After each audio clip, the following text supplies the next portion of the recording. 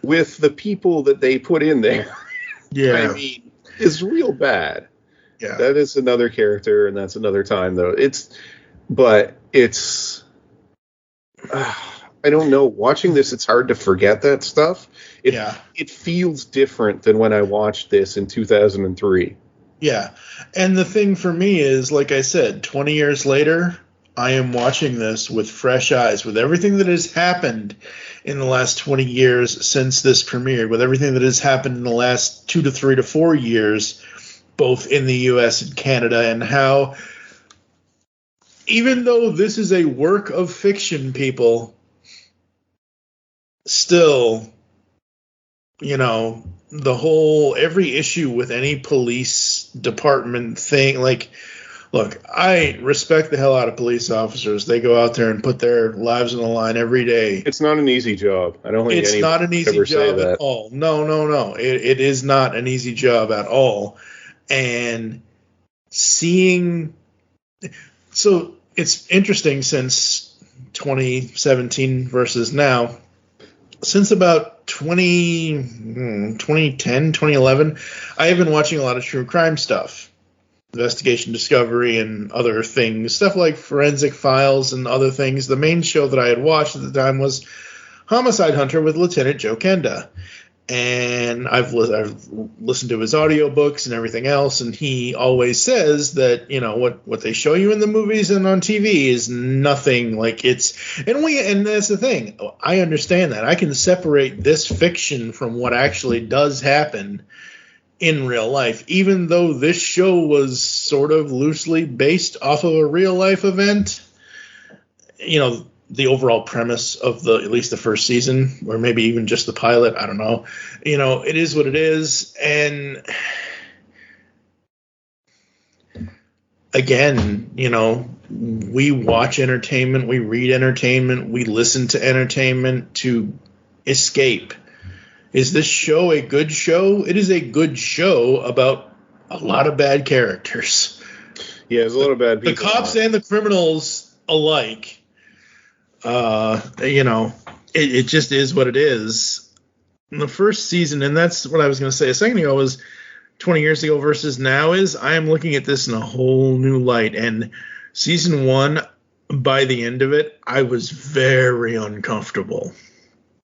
It's a show that holds up well, but I remember even back when I watched it, I would tell people that, yeah, I really like this show, but man, after I watch a few episodes, I feel like I need a shower. And Yeah. and honestly, that hasn't changed much. No. I feel about the same, but Yeah.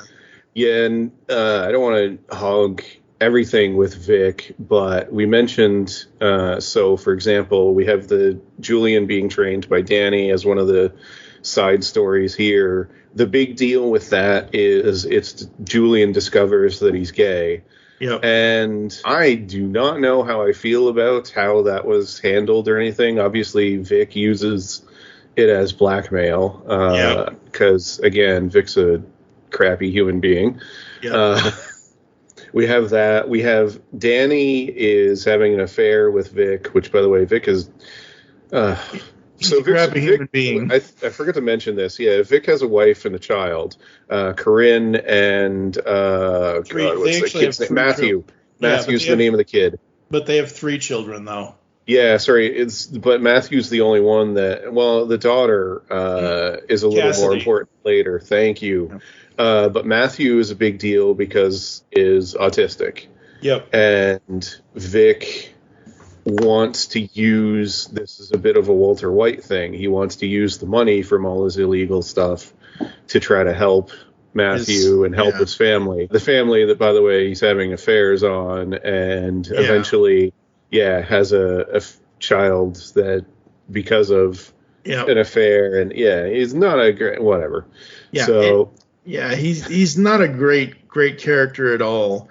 But there are moments, at least in this first season, where even though I know he's going down the path he's going to go down, there are moments where 20 years ago and even now, where I felt, okay, Vic, I can see where you're going with this, or like, you know, whatever. But there is, it doesn't mean that some of the stuff is in, you know, so we mentioned before, Vic has the deal with Rondell to try to keep drugs out of certain areas and away from certain people, especially kids, because that's a big deal for him. And, you know, is it better to just have, you know, some drugs in a certain area, or should he arrest everybody? Or there's stuff like that. And through the series, really the only quote unquote clean groups there's Claudette, definitely. Although, of course, everybody remembers her two biggest lines, or at least I do. The first is, Do the smart thing, though, son. Cut bait. Doesn't bother you, the things he does? I don't judge other cops. Mackey's not a cop. He's Al Capone with a badge. Al Capone made money by giving people what they wanted. What people want these days is to make it to their cars without getting mugged. Come home from work, see their stereo still there. Hear about some murder in the barrio, find out the next day the police caught the guy. If having all those things means some cop roughs up some nigger or some spick in the ghetto, well, as far as most people are concerned, it's don't ask, don't tell. Yep. And then her other line in season 7, where, like, we allowed this, you know, we used him like a tool, we're just as guilty of all of the things he did. And again, this is in reference to Vic. Yeah. But yeah, she's clean for the most part. Dutch is too. He does a few. Dutch is I have problems with Dutch. We'll get back to Dutch. Claudette, I agree. She is. I have no issues with Dutch early, at least, but later season Dutch, yeah. I have issues with Dutch early season. Really? Like, this season, oh my God, he's going. Yeah, I'll get into that in a second. Claudette is amazing throughout the entire series. And she's a good police officer. Yes, she is a good police officer. And we should mention, too, Aceveda is not a good... he is mostly good in this season. Yes, he is mostly good in this season. And he's trying to kind of clean up Vic. Yeah, and then his whole trajectory goes political, and that's a whole other nightmare for other seasons. But there are only, I believe, 3 characters that are, even though 2 of them are culpable, you know, by association, obviously, Lem is pretty much the heart and soul of the team. Lem is the guy he's not gonna I agree. do anything too crazy, but at the same time, he's still following Vic's lead. Ronnie, as far as this season, what little we see of him, all right. he's okay just in this specific season. I was going to correct you, but yeah, no, you're right. And then obviously Claudette. Yeah, and then obviously Claudette. Claudette is Claudette. So again, I have not seen this series in a long time. So watching this back fresh, when I watched some of these episodes in season 1, I was like I was transported 20 years ago, and I felt as uncomfortable as I did then as I do now about some of the shit that I remember this. Dutch is a you know, he's the serial killer cop. He's the guy that wants the big, you know, name and lights because he's caught this serial rapist or this serial killer or this or that or whatever. And every profile thing that he does, I think to myself, Dutch, stop talking about yourself. Oh, you've got to be shitting me. Because there was the woman, the woman that comes in to talk to them about her husband who had died a year ago. And Shane even points this out to him, which is even worse. But Shane's like, man, go for, you know, she's been on the line for blah, blah, blah, and, you know, whatever. And Dutch just kind of looks at him like, I do appreciate that eventually we get the Shane and Dutch team up. But anyway, that's way off. That's but few seasons. I don't know, man. Just some of the things that Dutch does and some of the looks that he gives various people. Even the one episode that ends with him finding out about Vic and Danny, where he's like, oh, you've got to be shitting me. And the episode ends. And I'm like, Dutch, why are you following? Like, oh, God. Dutch is a very lonely boy for a long time. Yeah. Yeah, he is. Okay. Who took my ding-dongs? Problem, Dutch? What? I had some ding-dongs here. They're gone now. Ding-dongs? What are you, in kindergarten? Look. I've got a suspect whose profile screams organized, humiliation-driven offender, which means he won't crack easy, which means I've got an interrogation that's probably going to go on all night, which means I need my ding-dongs, and you took them, didn't you? Right. Because I can't make it through the night without eating one of your precious ding-dongs. Stay away from me, and stay away from my desk. We got an interview. What are you all right about that? He took my ding-dongs. Oh, come on, son. Fork over his ding-dongs.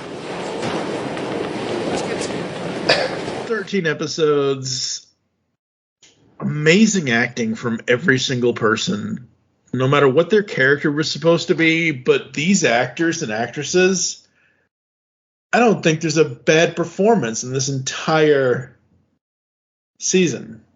Like, there isn't like, oh my God, why'd they do it that? Like, it's more about, oh my God, why did the character do this? It has. I'm not in love with Michael Jace as Julian in this season. I think that one's fair. Yeah. And you're right. There is a lot of character. Like, the biggest one is, for me at least, Danny makes a lot of bad decisions in this season. She does. Just so many bad ones, including having an affair with Vic. Just not. I don't know. She makes a lot of weird choices. Yeah, she does. And so there's one thing that I remember from one of the episodes where she says to the other uniformed officers or something, oh, no, I got other plans, or oh, this, or oh, that. She makes some excuse as to why she can't hang out with them, or why she's not going to hang out with Dutch to have her study for the sergeant's exam or something. She goes home, she gets dolled up, she puts her gun away because she's going on this blind date. And then she walks back into the bedroom and brings the gun anyway, which I don't fault any police officer, especially a female police officer, that is going to do that, especially if it's a blind date and you haven't researched the guy. But it just, I don't know, man. Her character in this season, she seems like she's a veteran police officer because she is Julian's training officer. But again, some of her decisions, she makes a lot of bad ones through the series too. Yeah. So I mean, this is another case that maybe I'm kind of. It's because I know where it goes. Right. But there's a lot of stuff that I thought like, I'm not sure. Not sure if she's that smart. I don't know. I don't know. What else do we want to say about season 1? I feel like we've covered a lot of it. I know a lot of the focus was on the pilot, and I'm just going to be blunt. Most of the stuff that is important to the rest of the series happens in the pilot. We do have some other things that are important, i.e. we've got Vic and Co. stealing evidence to kind of clear stuff up, and that is a big deal. There's a lot of stuff, though, that just doesn't... Part of it is because Rondell dies, so the stuff with him is not super important. It's not... Gilroy loses his career, and then he gets killed eventually, but that's season 2, I think, or season 3. Yeah, him dying is much later, but he gets canned and leaves, and it's mostly there that at least the long-term stuff. Season 1, a lot of it is just kind of getting to know the characters.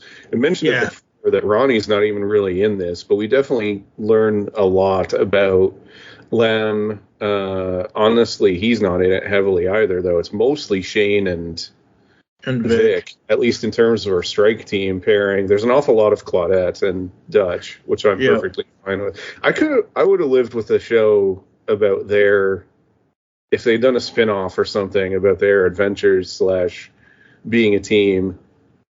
At least for a while. I don't know.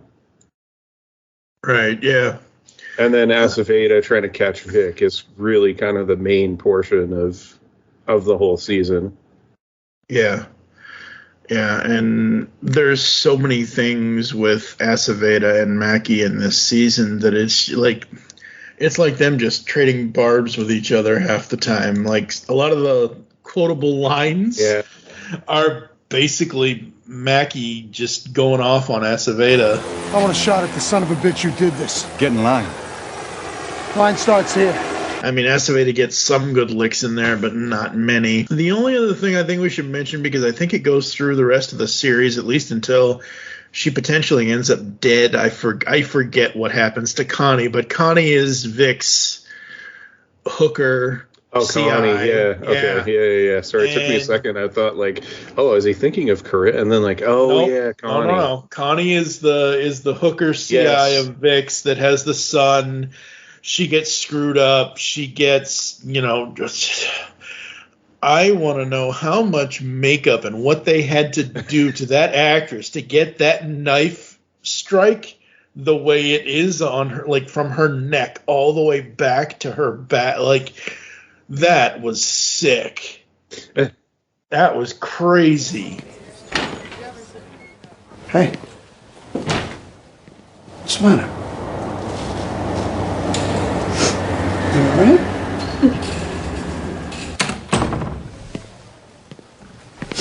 He had a knife. A John? Okay, let me see.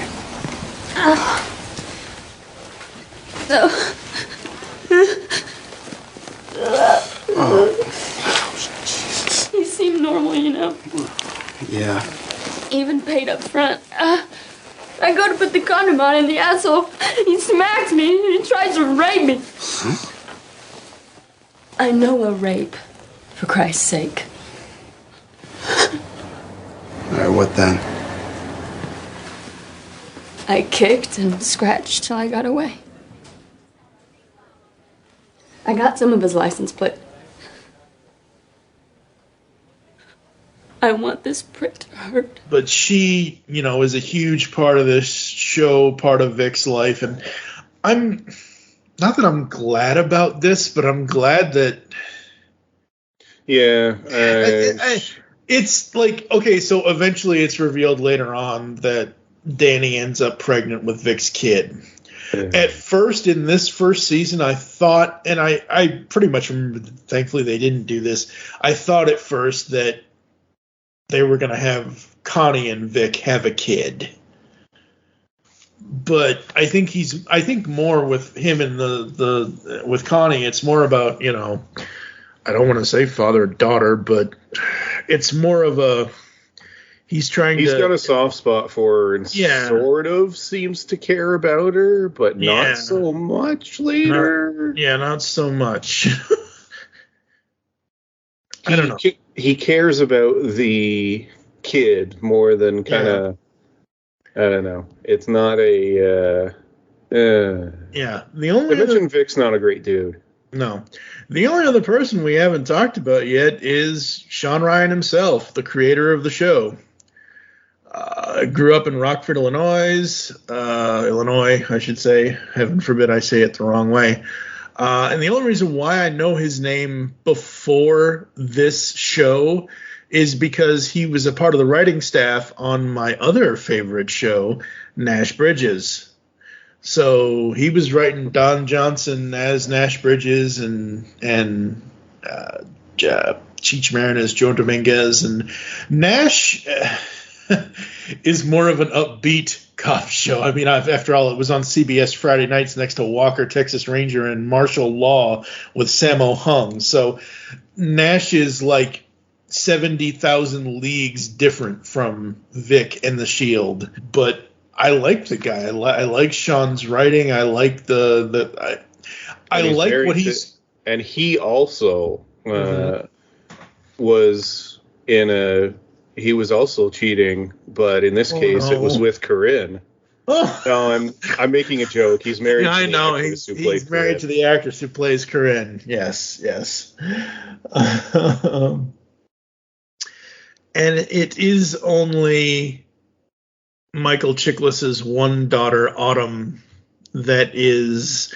Originally, when I was going back and looking at this, I was like, wait, weren't all of his two children in this? And I think it's just the one. No, I think it's the one, yeah. No, I remember. It's just the one, yeah. Yeah, so The Shield season 1, even though I'm uncomfortable watching it again because of everything that's happened in the last 20 years, especially everything that's happened in the last I still really like the show. I still really like the show too. And again, for me, I have a feeling we're going to be in agreement. So yeah, continue. Sorry, I'll shut up. Well, I think it's all about the fact that this is a fictional thing. Sort of? Yeah. Okay, well, but as this goes along, it's very fictional, because I just read the Wikipedia article about the Rampart thing. I don't remember ever reading anything in the Rampart incident about one cop putting a grenade in another cop's car. Anyway, that's for much later, and that was now who's ruining later seasons? Yes, anyway. Well, you know what? We've jumped around all over here, and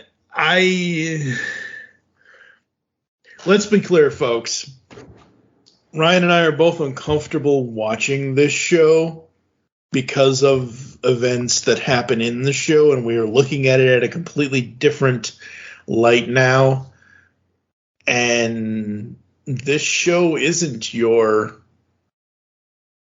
not Hill Street Blues, Adam 12, or Barney. This isn't the Andy Griffith Show. This isn't any of that. It's rewatching it is a lot like The Wire and Breaking Bad. When you know what happens to everybody, it feels different when you know what some of these people become and what they do. Mm-hmm. Yeah, absolutely. And you know what? This first season, I don't know. I'm not sure. Like, I don't want us to start off at 5s, 0 to 5 rating. I don't want us to start out at 5s, and then by the end of it, season 7 is a 0, because it's good.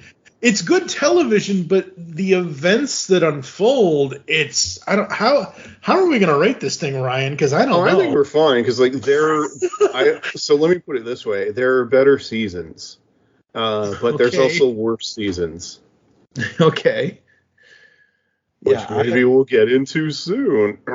There's stuff that worked better, I guess, is what I'll say. But there's definitely stuff that would work worse. I will say that, maybe we'll find out as we continue. But the spread might be my least favorite episode of the series. Well, yeah, let me just do a running tally here. I don't remember off the top of my head if there's a couple other episodes. I don't remember the names of them off the top of my head, but I do know there's some other ones that I didn't like, that I thought were just either not great episodes, or there was a little too much happens, like straining believability. I'll say this, in terms of season 1, you mentioned how much stuff is going on. I could have done without some of the Gilroy stuff, i.e. Gilroy needs Vic to cover up like a drunk driving or whatever case it was. So I at first I agree with you, and then all of that came back into play at the finale. I'm not saying it doesn't. Yeah. They do a good job of using it. My issue is there's already a lot going on. It feels like we could have spread out some of the stuff. And I think during some of that is when they have, some of the stuff with the Shield in season 1 is they have Vic and his team doing one thing, and then somehow that ends up careening into what Dutch and Claudette are doing on their case, so their cases are now connected.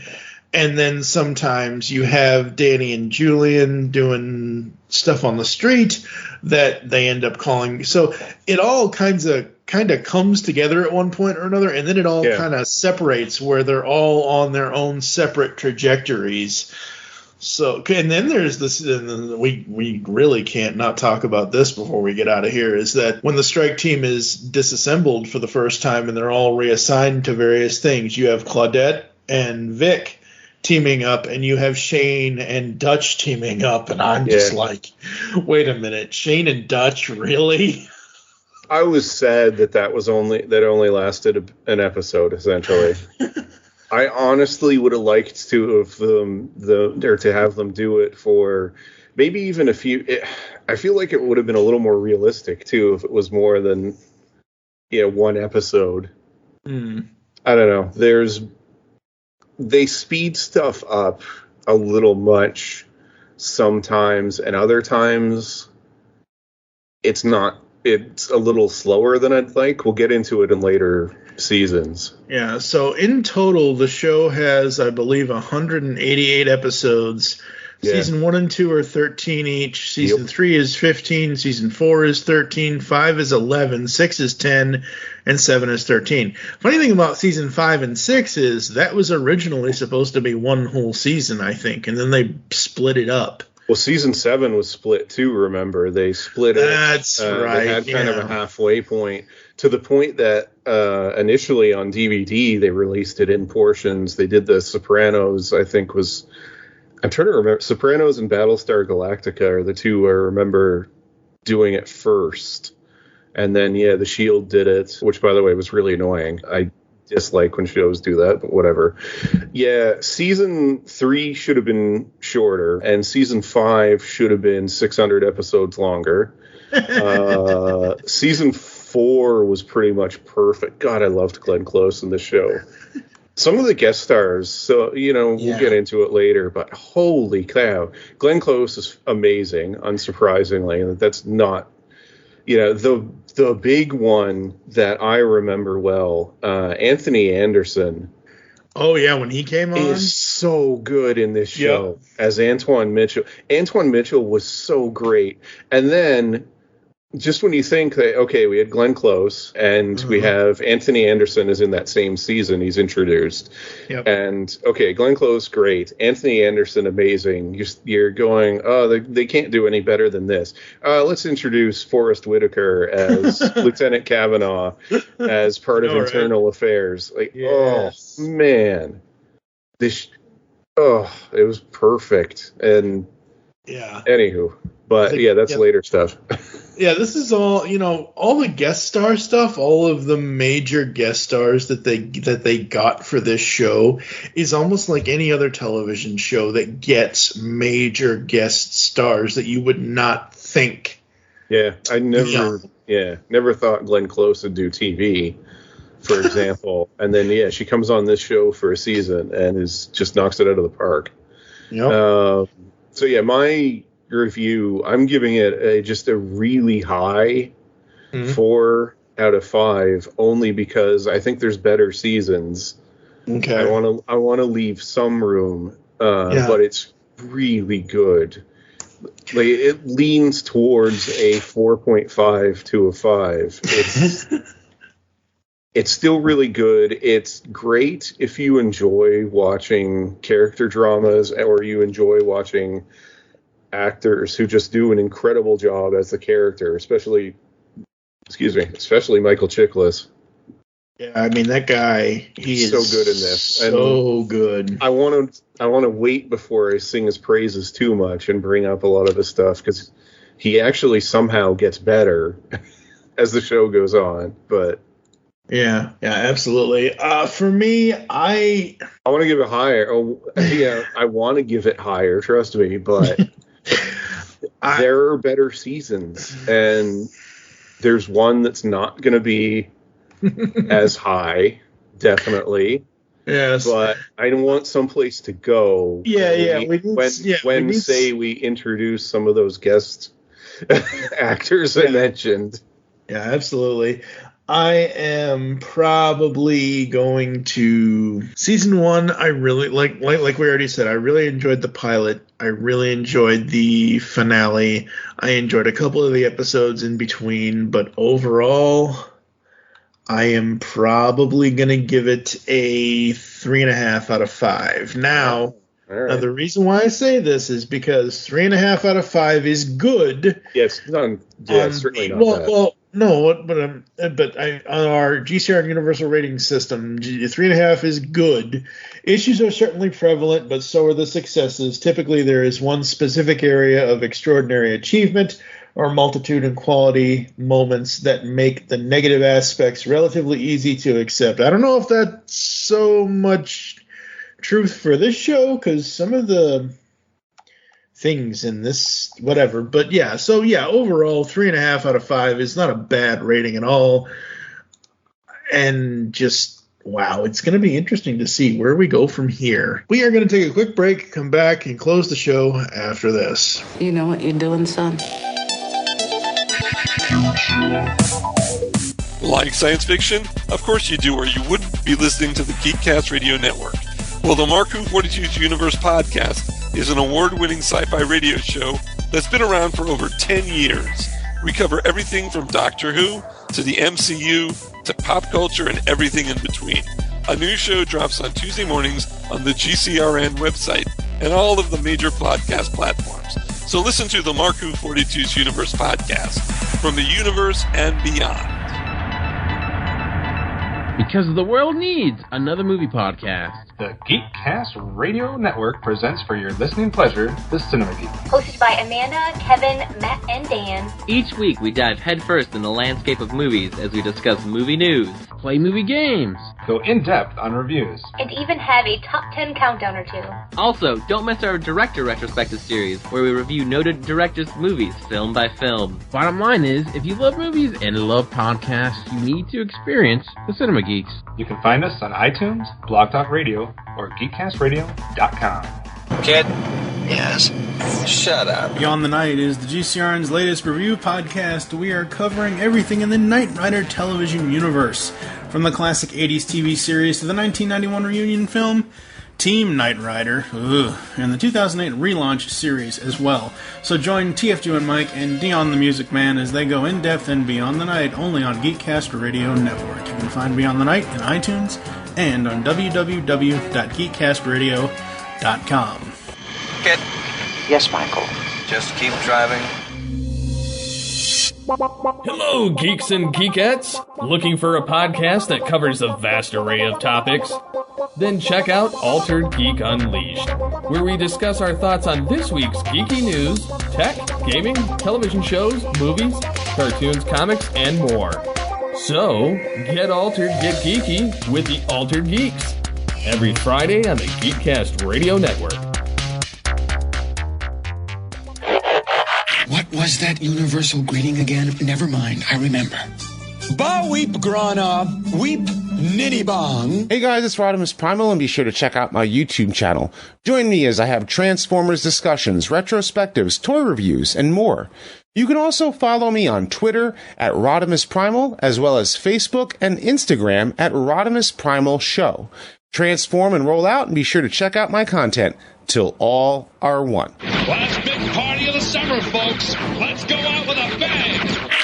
Oh, hey, I caught something. Since 2009, we have been the premier cartoon podcast here at the Geekcast Radio Network. We are Tooncast, from taking you beyond the cartoons we grew up with to seasonal saucy toon talk, and now we get the origins of toonsters everywhere as we ask guests 30 questions about their cartoon watching experiences, plus so much more. Tooncast is back. Join me, TFG and Mike, and the rest of the GCRN crew as we give you all the toon talk you will ever need, only on the GCRN, and wherever you consume your podcasts. We are beyond good, beyond evil, beyond your wildest imagination. We are all tunes all the time here on Tooncast. Yeah. I'm going to hit the head. I'll see you in the clubhouse. All right, folks.